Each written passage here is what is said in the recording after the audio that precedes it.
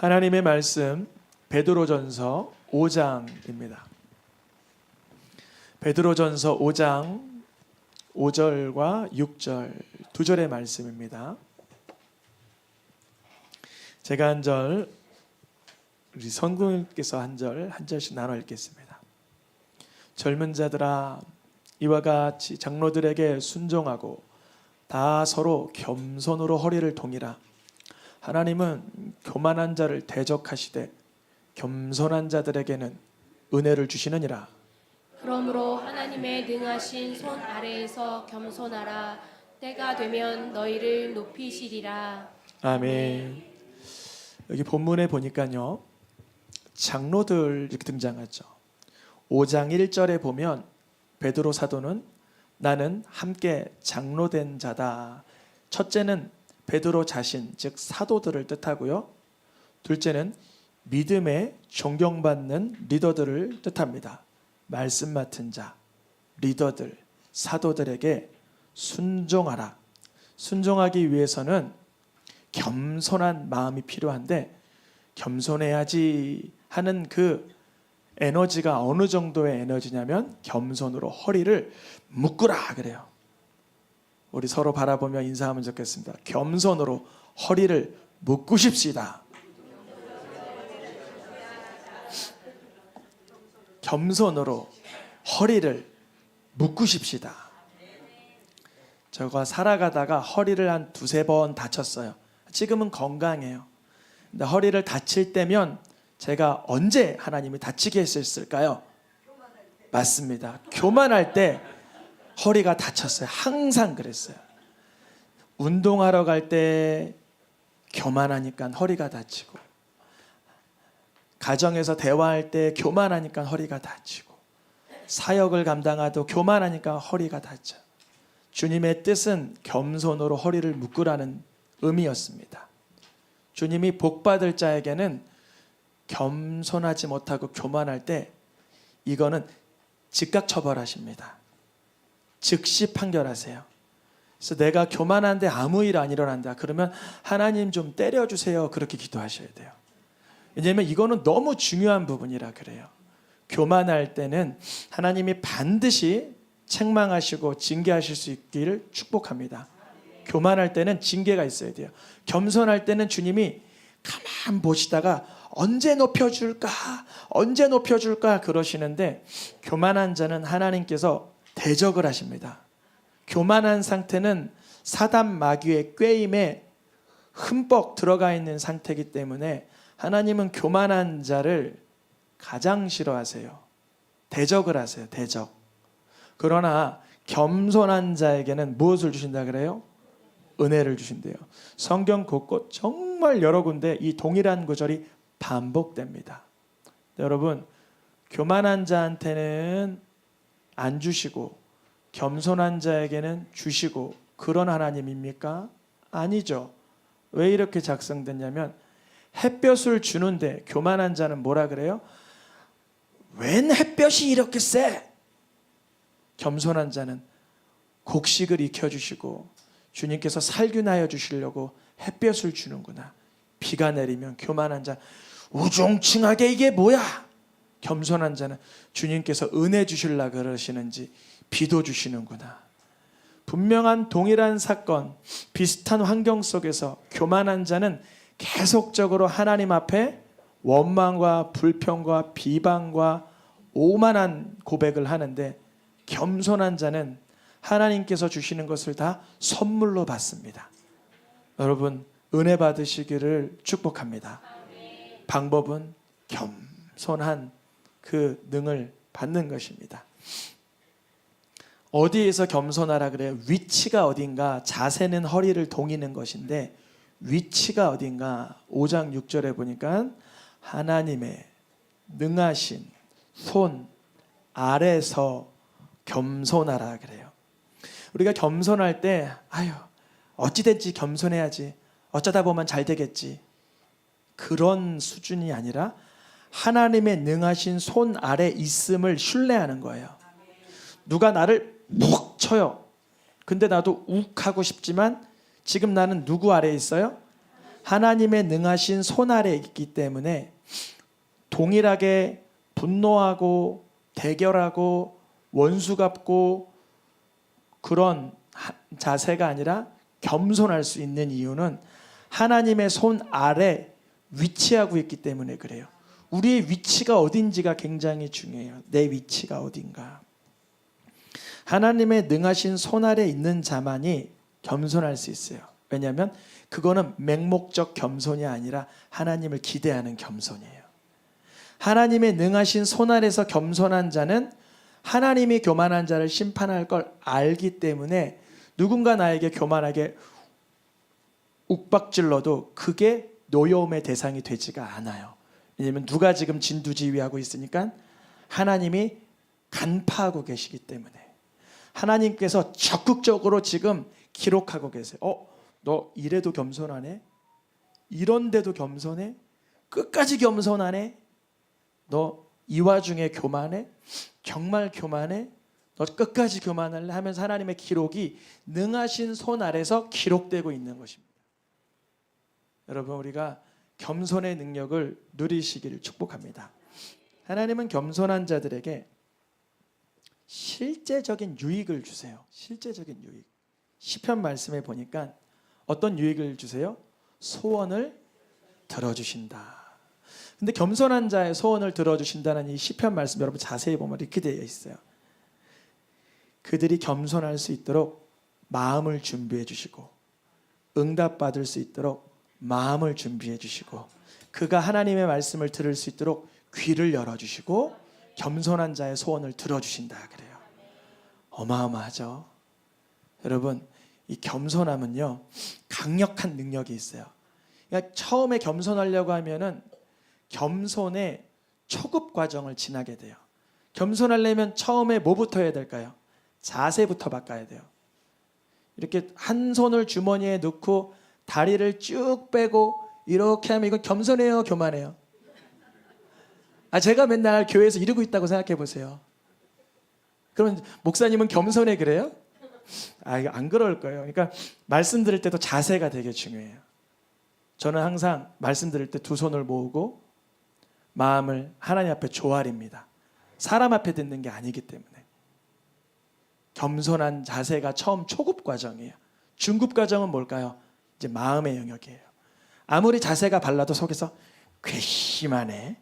그러면 자세는 겸손한데 속에서는 막 불이 나고 있는 거예요. 그러니까 속을 바꿔야죠. 어떻게 바꿔요? 주께 맡기는 거예요. 주님, 내 속에 오만한 마음, 완악한 마음을 제거해 주세요. 그게 병이 되지 않게 해주세요. 그게 화가 되지 않게 해주세요. 그게 저주가 되지 않게 해주세요. 이 불일 듯한 이 속의 악독함을 끄집어내 주소서. 중급 과정이에요. 고급 과정은 뭘까요? 기도하는 거예요. 강력히 주님의 전에 나와 부르짖는 거예요. 자세를 바꿔도 안 고쳐진 내 속사람, 속에서 부르짖지만, 속에서 애통하지만 거기엔 한계가 있어요. 하나님 앞에 로켓포를 쏘아 올리듯 부르짖는 거예요. 주님, 내 속에 있는 단단한 것들을 뽑아 주시옵소서. 주님이 역사하시는 거예요. 은혜의 깊이 푹 들어가는 거예요. 제가 꿈속에서도 영적 전쟁을 했잖아요, 어젯밤에. 근데 공중에서 싸울 땐 제가 졌어요. 근데 언제 이겼냐면 물속에 푹 들어가니까 이기더라고요. 근데 주님이 감동을 주게 말씀이래요. 진짜예요. 무슨 제가 SF 영화 본 게 아니라 꿈속에서 영적 전쟁을 하는데 공중에서 싸울 땐 제가 졌어요. 아무리 내가 공격해도 이 악한 자가 안 떠나더라고요. 근데 물속에 내가 푹 담가졌는데 거기서 내가 유연해지는 거예요. 팍 치니까 악한 자가 팍 물러가요. 진짜예요. 말씀의 깊이 속으로 들어가면 여러분 이기게 하십니다. 겸손한 자는 먹고 배부를 것이요. 겸손한 자를 하나님께서 뭐하여 쓰세요? 붙들어 주세요. 교만한 자는 내가 단단한 줄 알지만 그건 뚝 부러져요. 근데 겸손한 자들은 하나님 붙드시고 계세요. 궁극적으로 겸손한 자를 어떻게 하세요? 구원으로 아름답게 해주세요. 겸손한 자들에게는 은혜가 부어지고 새로운 기회가 마련되고 회복의 찬스가 생긴다는 것입니다. 그래서 겸손한 자들이 반드시 가져야 되는 인식은 뭐냐면 하나님의 능하신 손 아래서 내가 거주하고 있다. 이걸 인식해야 돼요. 여러분 어디 사세요? 그러면 뭐 평택 삽니다. 송탄 삽니다. 오산 살아요. 화성 살아요. 용인 살아요. 수원 살아요. 빼먹은 분 계세요? 뭐 여러 지역 곳곳에 살아요. 새생명교회 오시는 분들 거주지를 체크해 보면 다 달라요. 용인, 평택, 수원, 오산 여러 군데서 오시는데 어디 살아요? 그러면 이제 이렇게 얘기해야 돼요. 하나님의 능하신 손 아래 살고 있습니다. 그래서 난 겸손할 수 있고 그래서 난 은혜를 누리고 있습니다. 하나님의 영광을 위해서 세워진 나라가 어디죠? 이스라엘이죠. 이스라엘의 역사는 누가 하나님의 영광을 드러내느냐 그 역사라고 해도 과언이 아니에요. 그러니까 왕들 중에 어떠한 자들이 하나님께 영광 올려드릴까요? 겸손한 자. 어떠한 자들이 하나님의 영광을 깎아먹을까요? 교만한 자. 그래서 토록이 나라가 망한 뒤에 에스라를 통해서 기록된 역대하에서는 적극적으로 이 두 부류를 쫙 우편의 양과 왼편의 그 염소를 나누듯이 쫙 갈라버려요. 어떻게 표현하냐? 역대하 26장 16절과 32장 25절에 먼저 26장은 아사랴라고도 말하고 우시아라고 한 왕인데 이 왕 때 정말 강력했어요. 나라가 이 왕이 농사에 관심이 있었고 경영에 관심이 많아서 아주 강성해졌어요. 여러분 강성해지기를 축복합니다. 그러나 하나님의 기이한 도움이 있을 때 겸손하시길 축복합니다. 이 왕 어떻게 죽었나? 결국 문둥병 걸려서 별궁에서 살다가 죽었습니다. 여러분 별궁에서 살다 죽지 말고 하나님의 능하신 손 안에서 살 수 있기를 축복합니다. 내가 강성하여질 때 절대적으로 하나님을 의지하시길 축복합니다. 강성하여질 때가 굉장히 중요해요.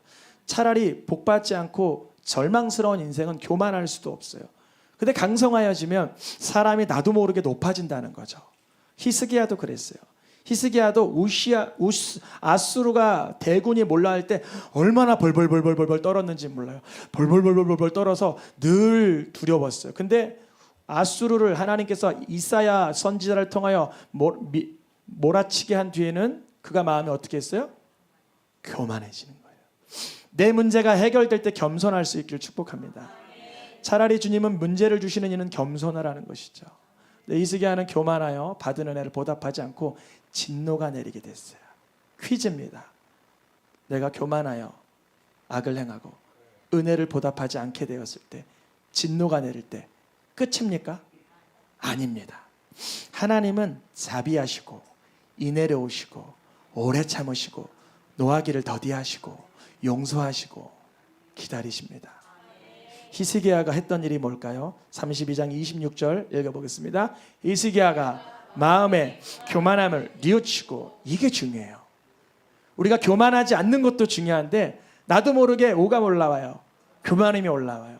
그때 그걸 뉘우쳐야 돼요. 강력하게 뉘우쳐야 돼요. 어떻게 해요? 실토해야 돼요. 하나님 앞에는 내가 교만했습니다. 높아졌습니다. 딱딱해졌습니다. 완악해졌습니다. 라고 하나님께 토해내야 돼요. 주님이 그 겸손을 보세요. 히스기야 아들 므낫세라고 아주 고약한 왕이 있었어요. 므낫세 하면 아주 고약한 왕이에요. 므낫세. 근데 므낫세도 요 전 구절입니다. 네. 33장 12절 말씀, 그의 조상들 하나님 앞에서 크게 겸손했다는 이 인물은 히스기야의 아들 므낫세입니다. 하나님은 므낫세와 같은 자, 아주 악한 자도 하나님 앞에 무엇하면 회개하고 겸손하면 환난당한 가운데서 건져주세요. 므낫세가 기록되어 있기를 사슬에 매어 끌려갔다고 써 있어요. 근데 하나님께서 그를 겸손하게 무릎 꿇을 때 풀어주셔요. 그럼 우리가 여기서 보면 뭐 교만하다가 겸손하다가 교만하다가 왔다 갔다 구원받으면 되겠네. 그렇지가 않아요. 인생이 그렇진 않아요. 히스기야가 하나님의 뜻대로 산 마치 메시아라고 칭송받는 왕 중에 하나인데 그의 뉘우침을 아들이 배운 것뿐이죠. 므낫세가. 근데 므낫세는 겸손한 영역이 컸을까요? 우상 섬기던 영역이 컸을까요? 죄송하지만 우상 섬기던 영역이 너무 컸어요. 므낫세가 그래요. 그래서 하나님께서 이스라엘 남유다를 망하게 하실 때 내가 므낫세를 봐서라도 진노를 돌이킬 수는 없다 그래요. 표현이 그래요. 므낫세를 봐서라도 내가 진노는 못 돌이켜 그래요. 와, 므낫세가 그렇게 악한 왕이에요, 사실. 그런데도 겸손하니까 하나님이 그는 건져주셨는데 므낫세의 아들 아몬은 어땠나? 다음 구절. 여호와 앞에서 아몬은 그 아버지가 겸손함 같이 겸손하지 못했어요. 왜냐하면 겸손을 배울 영역이 요만큼이라면 우상 숭배와 쇳덩어리를 배울 영역은 너무 컸던 거예요. 여러분, 내 자녀든 알아서 하나님이 키우시겠지? 방관하지 않길 축복합니다. 부모가 되어서 늘 겸손하고 회개하지 않으면 자녀에게 교만이 물려가는 거예요. 완악함이 물려가는 거예요. 므낫세의 아들 아몬은 범죄하고 범죄하더니 결국 시드기야 왕 때 가서는 선지자 예레미야가 아무리 왕들에게 호통을 쳐도 모든 요시야 왕의 네 아들들은 겸손하지 않고 망하는 길로 가게 되었습니다. 그러니까 이스라엘은 하나님의 영광을 위한 나라인데 겸손한 자들은 하나님의 영광을 드러냈지만 교만한 자들은 계속적으로 하나님의 영광을 가리우다가 망하게 되는 삶을 치닫게 됩니다. 그래서 성경책 구약 성경 역사서가 끝내지는 그 지점, 그때부터 등장하는 게 예언서죠. 예언서에서 항상 중요하게 여기는 게 겸손입니다. 미가가 물어봐요. 하나님, 무엇이 하나님께서 기뻐하시는 것인가요? 하나님이 선하게 여기시는 게 뭔가요? 그게 뭐냐? 겸손한 게 하나님과 동행하라 그러는 거예요. 하나님의 능하신 손 아래서 무엇하라? 겸손하라. 겸손한 자들아, 하나님을 찾으며 계속적으로 겸손을 구하라 그러시는 거예요. 구약이 왜 이스라엘의 멸망과 남유다의 포로기로 끝납니까? 교만했기 때문에 그런 거예요. 아까 여기 등단하는데 제가 너무 하나님께 감사 기도 드렸어요. 뭐라고 기도 드렸냐면, 하나님, 사역한 지 20년이 다 돼가고 개척된 지 9년이 다 돼가는데 여전히 강단이 떨리게 해주셔서 감사합니다 그랬어요. 너무 떨리는 거예요. 이 강단에 올라올 때마다 너무 떨리는 거예요. 너무 긴장도 되고 떨리는 거예요. 제가 여기가 만만해지면 그때가 종말입니다. 영적인 종말. 하나님의 전, 주님의 말씀의 강단이 떨림이 있어야 되고 저에게는 경외의 자리에 돼야 됩니다. 우리 성도님들도 마찬가지죠. 예배당이, 주의 전이 우리가 더욱더 우리의 허리를 겸손으로 동이는 자리가 되시길 축복합니다. 메시아는, 하나님의 보내시는 구원자는 겸손함이 그의 사인이었어요. 그의 표적. 누가 메시아냐? 그러면 히스기야는 메시아가 아니에요. 뭐 했기 때문에? 어쨌든 교만했기 때문에. 돌이켰지만 교만했기 때문에. 오로지 겸손한 분, 그분이 오실 것이다. 그게 스가랴에 이렇게 예언되어 있어요. 그는, 구원자는, 메시아는, 하나님의 아들은 겸손하시기 때문에 나귀 중에도 가장 작은 나귀 중에 나귀 새끼를 타실 것이다. 이게 스가랴 선지자가 환상 중에 본 거예요. 학개 선지자는 유형적인 성전을 지으라고 명명했던 선지자라면 스가랴 선지자는 영적인 환상을 계속 들여다보면서 훗날에 오실 메시아의 모습을 들여다본 거예요. 아, 그분은 겸손하셔서 나귀를 타시는데 나귀의 작은 걸 타시고 나귀 새끼를 타시는구나. 여러분, 겸손함에 올라타시길 축복합니다. 예수님께서 이러한 모습, 메시아가 오신다는 것을 스가랴가 예언했는데 예수님이 예루살렘 성전에 어떻게 들어가세요? 마태복음 말씀에 보니까 그는 겸손하여서 나귀를 타셨는데 멍에 매는 그 나귀를 타시는데 그 짐승의 새끼를 탔도다. 제자들이 예수님이 나귀 새끼 타고 예루살렘 들어갈 때 그 순간 못 깨달았어요. 요한복음 기준으로는 이렇게 돼 있어요. 제자들이 예수님이 뭐 하는지 몰랐더라 이렇게 돼 있는 거예요. 예수님이 그 당시에 나귀 새끼를 왜 타고 들어가는지 도무지 몰랐어요. 그들은 예수님이 겸손함의 그리스도라는 걸 알아채지 못했고 항상 모이면 네가 높아 내가 높아, 주님 얘가 높아요 내가 높아요, 얘가 왼쪽이에요 내가 오른쪽이에요, 좌우 우에 앉게 해주세요, 이렇게 고백합니다. 겸손함에 대한 식견이 없었죠. 그래서 가연 감사하게도 우편과 좌편에 앉게 해달라는 그 야고보와 요한 가운데 누가 먼저 순교해요? 야고보가 순교함으로 주님 한켠에 앉게 됩니다. 주님이 높이는 자, 좌우편에 앉게 하는 자는 겸손으로 자기 자신을 죽이는 인생입니다. 그때 주님이 높여주십니다. 제자들도 예수님의 이 행함을, 이 예언의 성취를 몰라 배웠다가 나중에야 발견하게 됩니다. 그래서 예수님께 있는 게 나는 은혜와 진리라 그러시고 지혜가 있다 그러시고 생명이 있다 그러시죠. 누구에게? 예수님. 예수님 자신이 겸손의 표본이기 때문에 그렇습니다. 잠언 말씀에 겸손한 자에게 주시는 선물들이 뭐예요? 지혜, 존귀, 재물, 영광, 생명, 영예. 우리 박영애 성도님 자리해 주셔서 감사합니다. 한 주간 두 주간 계속 찾았어요. 언제 오시나. 근데 어저께 우리 성도님과 교제 나누다가 연약한 가운데 다시금 나오시게 하셨다고. 겸손한 자에게 뭘 주신다고요? 지혜. 그래서 예수님께 구하면 예수님이 겸손한 분이기 때문에 지혜를 계속 주시는 거예요. 우리가 겸손을 추구할 때 우리를 하나님이 어떻게 만들어주세요? 존귀하게 만들어요. 우리가 겸손을 추구할 때 우리에게 무엇도 쌓여요? 재물도 쌓여요. 세상에서 영광을 드러낼 수 있어요. 생명력이 공급돼요. 명예와 영예가 공급됩니다. 겸손한 자에게 부어지는 상급입니다. 그래서 예수님은 늘 사역할 때 이 겸손에 대해서 부주의한 제자들에게 계속 가르쳐 주시는 거예요. 마태복음에 자기를 낮추면 높아지리라. 마가복음에 윗자리는 삼가라.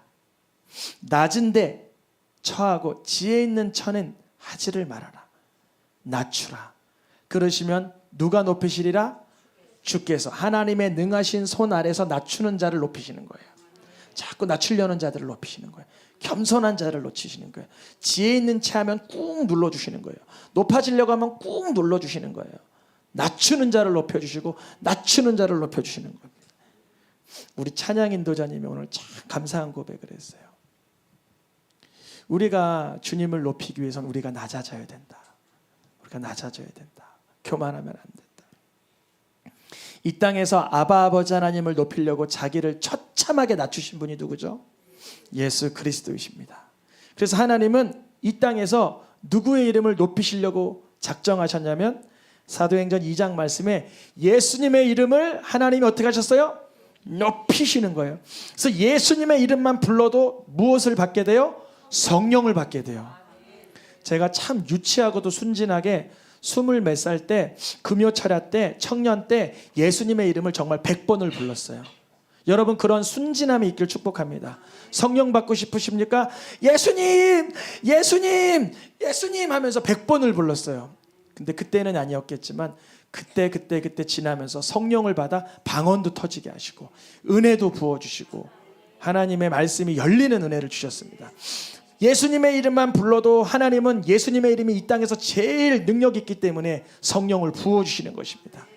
하나님은 비참하게 자기 자신을 우리를 위해 자기 생명을 자기 몸을 버리신 예수를 어떻게 하셨어? 다시 높이시고 살리시고 이 땅에 완전한 구주 완전한 임금 삼으신 줄 믿습니다.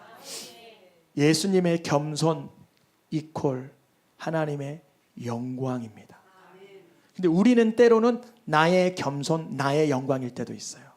예수님께 그걸 배워야 돼요. 우리의 겸손의 목적은 하나님의 능하신 손 아래서 겸손의 목적은 하나님의 영광이 드러나기 위함입니다. 내가 높아지기 위함이 아니라 내가 낮아짐은 하나님이 일하고 계심을 보여주기 위한 목적이 있습니다. 예수님의 겸손을 보고 하나님의 영광을 보고 마치겠습니다. 예수님의 겸손은 하나님이신데, 성자 하나님이신데 종의 모습으로 오시고 사람의 모습으로 오시고 자기를 낮추시되 가장 끔찍한 죄인이 받아야 될 형벌, 나무에 매달린 자마다 저주받은 자라 하라는 그 말씀을 이루시려고 십자가에 죽으시는 겸손이었습니다. 우리의 겸손의 초급, 중급, 고급 가정에 최상급자 가정 되시는 예수님의 겸손을 우리도 조금이나마 배워갈 수 있기를 축복합니다. 그 예수님의 겸손이 완전한 누구의 영광? 하나님의 영광. 빌립보서 2장 9절로 11절. 그가 그렇게 겸손히 자기를 낮추니 하나님이 하나님의 영광을 예수님의 이름으로 인하여 돌리게 하시는 거예요. 그래서 우리가 하나님께 영광 올려드립니다 라는 목적은 어떻게 그것이 성취되냐면, 예수님이 나의 주인입니다 시인할 때 누구의 영광이 돼요? 하나님께 영광이 되는 거예요. 자기를 가장 낮추시고 자기를 죽이시고 자기를 버리신 분이 내 주님이 될 때 하나님께 영광이 올려드려지기를 믿습니다. 찬양하며 기도하겠습니다.